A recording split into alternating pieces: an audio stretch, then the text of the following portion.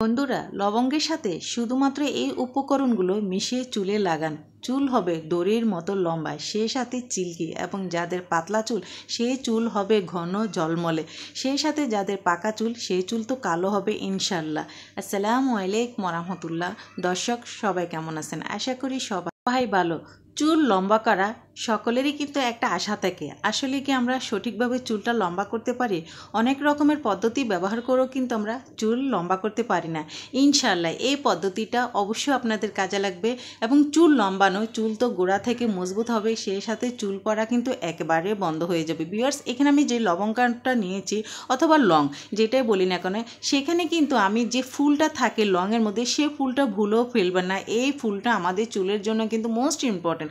সেই সাথে এখানে নিয়ে নিলাম পেয়ারা পাতা। পেয়ারা পাতার যে কত গুণ সেটা আসলে আমরা বলেও শেষ করতে পারবো না, কেননা পেয়ারা পাতা আমাদের চুলের গোড়া মজবুত করে, খুশকি মুক্ত করতে এবং পাকা চুল কালো করতে পেয়ারা পাতা কিন্তু অনেকটাই কার্যকরী। তাই এই উপকরণগুলোর সাথে অবশ্যই কিন্তু 2 থেকে 3টা পেয়ারা পাতা দিয়ে দিবেন।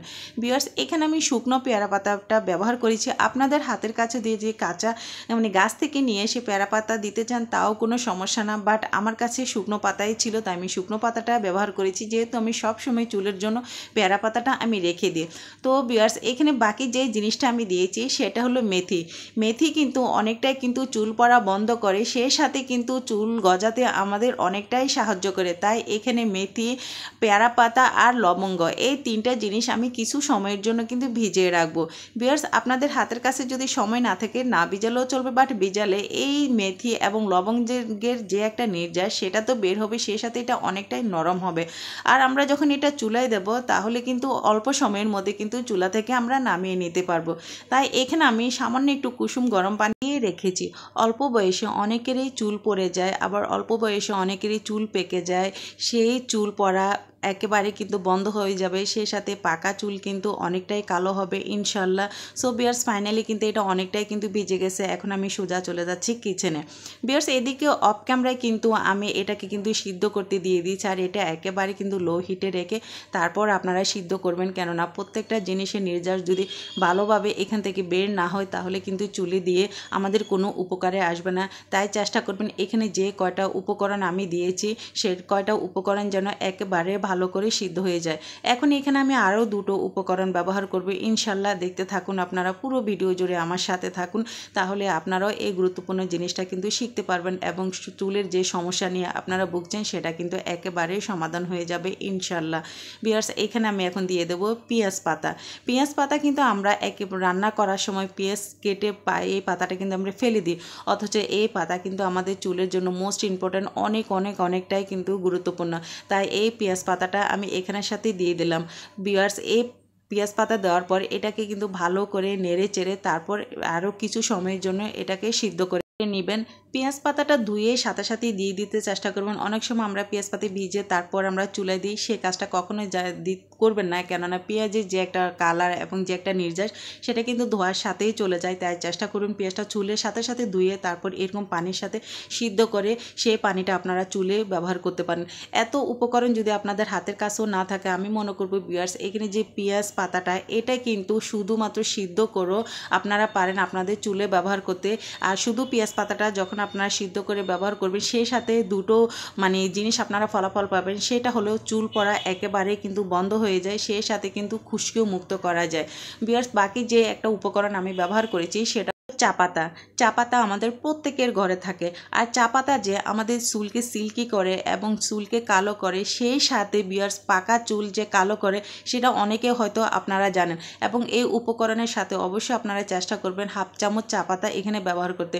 মাশাআল্লাহ ভিউয়ার্স, সময়ের সাথে সাথে আপনারা কালারটা লক্ষ্য করলে বুঝতে পারবেন যে এই কালারটা কতটা সুন্দর একটা কালার এসেছে। আর এটা শুধুমাত্র একটা পানি না, আমি মনে করব চুলের জন্য কিন্তু স্ট্রংলি একটা পাওয়ারফুল একটা পানি। এটা কিন্তু আপনারা রেখে তারপর আপনারা ব্যবহার করতে পারেন, কোনো সমস্যা না।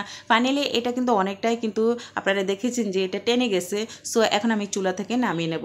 ভিউয়ার্স, চুলা থেকে নামানোর পর আমি আপনাদের পানির পরিমাণটা দেখাচ্ছি। আমি কিন্তু এখানে কতটুকু পানি দিয়েছি আপনারা দেখেছেন। সো এই পানিটা এমনভাবে সিদ্ধ করার পর এখন আপনারা কালারটা দেখুন যেটা কতটা সুন্দর একটা কালার এসেছে। আর এটা চুলে দিলে অবশ্যই আমাদের চুল কিন্তু ঝলমলে হবে, সেই সাথে চুল পড়া বন্ধ হবে এবং চুল যে লম্বা হবে হবে, এটা কিন্তু আসলে এই জিনিসটা একবার ব্যবহার করে আপনারা ফলাফল ইনশাল্লাহ পাবেন। ভিউয়ার্স ফাইনালি এটা কিন্তু একটু ভালো করে ছেঁকে নেবেন, কেননা এখানে কিন্তু অনেক রকমের উপকরণ আমাদের দেওয়া হয়েছে, তাই এটা ছেঁকে নিতে হবে, না হলে কিন্তু চুলে দিলে চুলের মধ্যে এই জিনিসগুলো লেগে থাকবে। সো এই পানিটা এখন আমি দুভাগে ভাগ করব, আপনারা দেখতে থাকুন ভিউয়ার্স, কেননা শুধুমাত্র এই পানিটা আপনারা প্রতিদিন চুলের গোড়ায় গোড়ায় সুন্দর করে ব্যবহার করতে পারেন।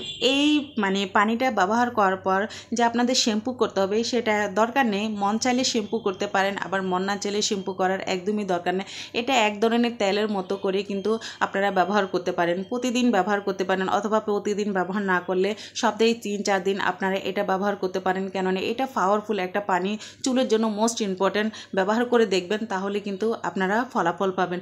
বাকি অর্ধেক পানি আমি এভাবে রেখে দেবো সবসময় দেওয়ার জন্য, আর অর্ধেক পানির মধ্যে আমি দুটো উপকরণ মিশাবো, যেটা আমাদের চুলকে সিল্কি রাখার জন্য এবং ঝলমলে রাখার জন্য যে উপকরণটা দিলে আমাদের এটা হয়। অনেকে কিন্তু লেবু পছন্দ করে না, বা লেবু যাদের মাথায় লেবু শ্যুট করে না আপনারা এটা স্কিপ করতে পারেন, কোনো সমস্যা না। এবং যাদের মাথায় লেবুটা শ্যুট করে তো তারা কিন্তু এখানে লেবুটা দিয়ে আপনারা এই পানিটা ব্যবহার করবেন, ইনশাল্লাহ দেখবেন যে চুলটা এত সুন্দর সিল্কি থাকে, কি বলবো, ব্যবহার করার পরে কিন্তু আপনারা আসলে ফলাফলটা পাবেন।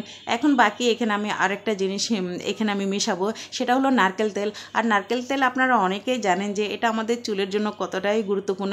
নারকেল তেল এমন একটা জিনিস, আসলে এটা শুধু চুলের জন্য না, এটা ত্বকের জন্য কিন্তু অনেকটাই কার্যকরী। এই নারকেল তেল কিন্তু আসলে আমার ত্বককে কিন্তু অনেকটা সফট রাখে, টান টান রাখে, সে সাথে চুলকেও কিন্তু চিল্কি রাখতে কিন্তু অনেকটাই কাজ করে। তাই এই দুটো উপকরণ পানির সাথে ব্যবহার করবেন। ভিউয়ার্স আমি আরেকটা কথা বলি, এই পানিটা এই দুটো উপকরণ দিয়ে যখন আপনারা এই পানিটা ব্যবহার করবেন, ব্যবহার করার 30 মিনিট পর আপনারা কিন্তু শ্যাম্পু করবেন। এর আগে যে পানিটা আমি বলেছি সেটা দিয়ে কিন্তু শ্যাম্পু করার একদমই দরকার নেই, বাট এই জিনিসটা দিয়ে শ্যাম্পু করবেন, কেননা এখানে যেহেতু তেল থাকে, তেল থাকার পর কিন্তু আমরা শ্যাম্পু করে ফেলি, তাই এটা 30 থেকে 40 মিনিট রেখে তারপর আপনারা শ্যাম্পু করে ফেলবেন। ফাইনালি এখন আমি আপনাদের দেখাচ্ছি, মাশাআল্লাহ ভিউয়ার্স আমার মেয়ের চুল কিন্তু অনেকটাই কিন্তু পাতলা ছিল, অনেকটাই পাতলা। তো এই রেমেডিটা ব্যবহার করার পর আমি কিন্তু একটা ইমপ্রুভ পেয়েছি, সেটা হলো ওর চুলটা কিন্তু অনেকটাই ঘন হয়েছে, সে সাথে কিন্তু মাশাআল্লাহ চমৎকারভাবে কিন্তু লম্বা হয়েছে, সিল্কি হয়েছে। চুলগুলো দেখলে আপনারা বুঝতে পারেন যে এই চুলগুলো ধরার সাথে সাথে কিন্তু চুল ঝরঝর হাতে লাগানো যায় না, তো এত সুন্দর। তো এইভাবে যদি আপনারা যদি চুলের মধ্যে যদি এই রেমেডিটা ব্যবহার করে থাকেন, ইনশাল্লাহ খুব সুন্দর একটা ফলাফল পাবেন। এখন আমি যে পানিটা দেখাচ্ছি সেটা হলো আমি যেটাতে তেল দিয়েছি এবং লেবু দিয়েছি সেই পানিটাই আমি এখন ব্যবহার করতেছি, কেননা যেহেতু আমি কিছুক্ষণ পর শ্যাম্পু করব, তাই এই পানিটা ব্যবহার করার পরে আধা ঘন্টা পর আপনারা কি করবেন, চুলগুলোকে খুব সুন্দর করে ধুয়ে ফেলবেন, এবং চুল ধোয়ার পরে আপনারা বুঝতে পারবেন এটার ফলাফল। এটা করবেন ভিউয়ার্স, প্রত্যেকটা চুলের গোড়ায় গোড়ায় যেন এই পানিটা আপনারা ব্যবহার করেন, তাহলে কি চুলের যে একটা শক্তি সেটা ফিরে আসবে। সো আমার রেমেডিটা কেমন হয়েছে সেটা অবশ্যই কিন্তু আমাকে কমেন্টের মধ্যে জানাবেন। আর যদি এই রেমেডিটা আপনাদের কাছে একটু ভালো লেগে থাকে তাহলে শেয়ার করতে কিন্তু একদমই ভুলবেন না ভিউয়ার্স। আর দুটো পদ্ধতি আপনাদের সাথে আমি শেয়ার করলাম, আর দুটো পদ্ধতি কিন্তু চুলের জন্য খুবই কার্যকরী। আজকের মতো আমি এখানেই বিদায় নিচ্ছি, সবাই ভালো থাকবেন, সুস্থ থাকবেন, এবং পরবর্তীতে নতুন কোনো ভিডিও নিয়ে আবার আপনাদের মাঝে হাজির হয়ে যাব। চেষ্টা করবেন সঠিকভাবে এই রেমেডিটা ব্যবহার করতে। আল্লাহ হাফেজ।